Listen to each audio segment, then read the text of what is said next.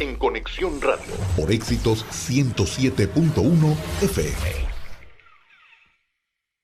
Y nos vamos nuevamente a Argentina. Leo la reseña que hace BBC Mundo. En un resultado que ha causado enorme sorpresa en Argentina, el economista que se califica como libertario, Javier Milei, fue el impensado ganador de las elecciones primarias del domingo. Milei y su agrupación, La Libertad Avanza, lideraron la carrera presidencial con más de 30% de los votos. Conectado vía telefónica está Nacho Montes de Oca. Bienvenido, Nacho, ¿cómo está?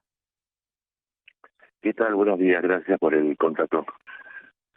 ¿Es tan impensado y tan sorpresivo como lo califica BBC Mundo?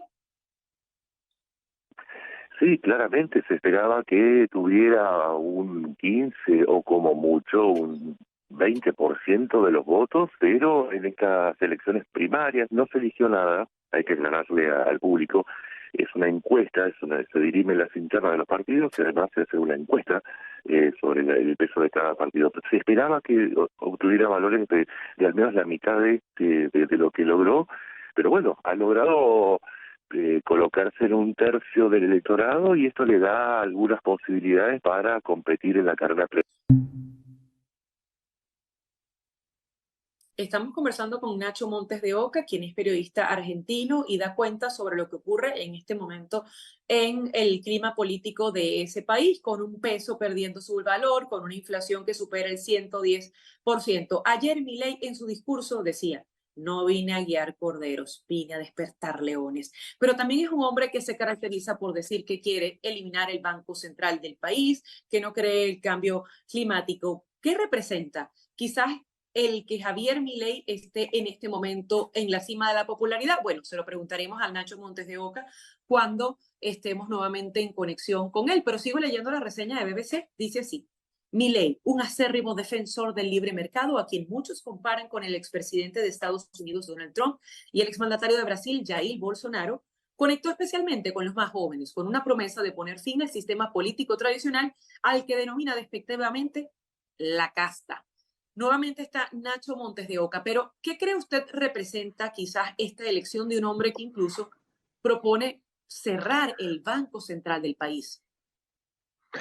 A ver, representa dos cuestiones muy sencillas. La primera es un giro del electorado hacia posiciones liberales, lejos del populismo que demostró resultados muy negativos en los últimos 20 años, salvo algún interregno en el periodo de Macri, y también expresa un hartazgo con la clase política tradicional al apoyar a una figura que viene desde fuera del circuito clásico de los partidos políticos y formó una nueva agrupación que de alguna manera viene a expresar lo que la sociedad anda demandando de los políticos, que hasta ahora parecieran actuar en una esfera diferente o en una sintonía diferente a la agenda que tiene el ciudadano común en términos de seguridad, en términos de manejo de la economía y en términos de manejo de la cosa pública. De alguna manera las posiciones extremas y hasta histriónicas que tiene Milei expresan ese hartazgo de la sociedad. Pero también no hay que devaluar su figura. Sus ideas liberales también tienen un fuerte impacto y más allá del histrionismo que tiene una eficacia muy grande para transmitir sus propuestas y para llegar a un electorado con ideas quizás a veces un poco expresadas de manera un poco básica, como cuando dice que va a cerrar el Banco Central o va a dolarizar. Pero es mucho más efectivo, al menos en los resultados electorales esto queda claro, que la política tradicional con sus propuestas clásicas. Nacho, y el asesinato quizás de esta niña Morena Domínguez apenas 3 días antes de la elección, ¿pudo haber hecho ese vuelco de la opinión pública o no es precisamente la violencia y la seguridad el ala que está representando en este momento Javier Milei? Porque hemos hablado en este espacio de cómo ve la economía, Exactamente. quizás. Es una observación muy precisa la que hiciste. No es solamente el asesinato de Morena, una chica de 11 años que fue muerta por asaltantes cuando iba al colegio, sino también el asesinato de una chica en una provincia feudal del norte, de un cirujano que había hecho su carrera a fuerza de honestidad y esfuerzo y que lo mataron unos días antes de las elecciones para robarle el auto. de alguna manera lo que expresa Milei cuando él tiene unas posiciones bastante brutales, al decir el que las hace las paga, quizás yendo inclusive contra el ordenamiento jurídico, es que él expresa, y esto es lo que trataba de explicar antes, él expresa brutalmente lo que la sociedad le está demandando a una sociedad política tradicional que hasta el día de hoy viene proponiendo salidas de diálogo, de reconversión de la población carcelaria, de programas que son quizás muy laterales y a más largo plazo, y lo que él propone es una salida a muy corto plazo.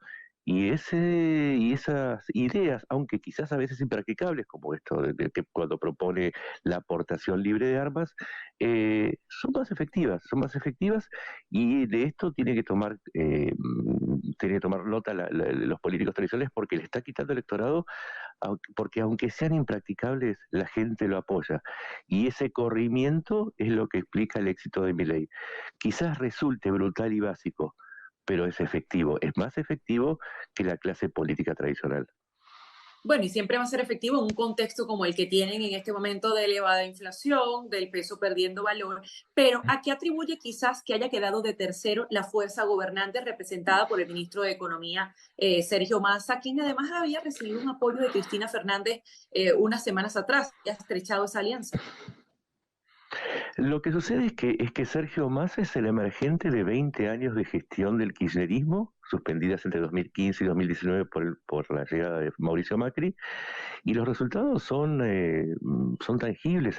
Hoy estamos con un 140% de inflación anual, tenemos una deuda que ha subido a 400.000 millones de dólares, ya estamos cerca del 70% del PBI en deuda, una pobreza que subió en el momento en que asumió este gobierno hasta hoy, subió del 38 al 51% real, un déficit del PBI que alcanza casi 3.7 de puntos del PBI, son cifras inmensas, y a pesar de volcar más dinero y a pesar de la épica nacionalista, peronista clásica, no están dando resultados. Entonces, el resultado de las elecciones es lógico porque hay un fracaso enorme, pero enorme, que ha llevado, y tiro una última cifra, cuando este gobierno asume, el dólar estaba a 40 pesos, hoy está aquí a 605, para darse una idea de la pérdida del valor del peso, y eso se tradujo en una caída en el nivel de vida, en poco acceso a los bienes de consumo, en una devaluación del poder de compra del salario.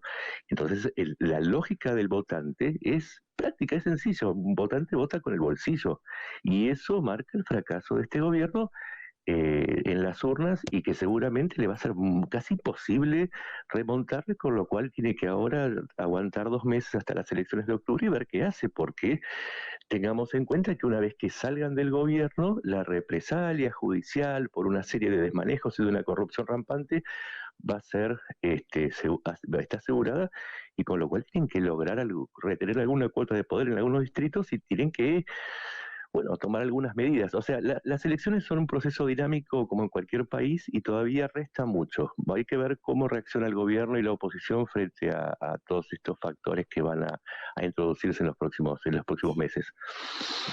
Nacho, aunque ya estamos pasados de tiempo, quisiera preguntarte con respuesta rápida. ¿Ya tienen la valoración del dólar hoy? ¿Subió por este escenario político o se mantiene? No, subió por una indicación del gobierno que de 285 pesos a 350 el dólar oficial. El dólar paralelo está en 605, pero el dólar oficial tuvo una suba del 22, lo que equivale a una devaluación del peso del 22%, lo cual es un récord en cualquier país, pero en Argentina es lógico porque es la represalia del gobierno frente a un electorado que no le respondió como esperaba. Gracias, Nacho, por haber estado con nosotros estos minutos desde Buenos Aires. Muchas gracias a ustedes por el contacto. Era Nacho Montes de Oca, periodista argentino, dando cuenta del clima político en este momento. 9:42. Nos vamos al corte de la estación, y les recuerdo que a esta hora les habla Adriana Núñez Rabascal en sustitución de César Miguel Rondón, quien está en este momento pasando por el coronavirus. Hay un nuevo brote de esta enfermedad y César Miguel Rondón está de reposo, pero nuevamente estará con ustedes pronto. Una pausa y regresamos con César Miguel Rondón en Conexión Radio.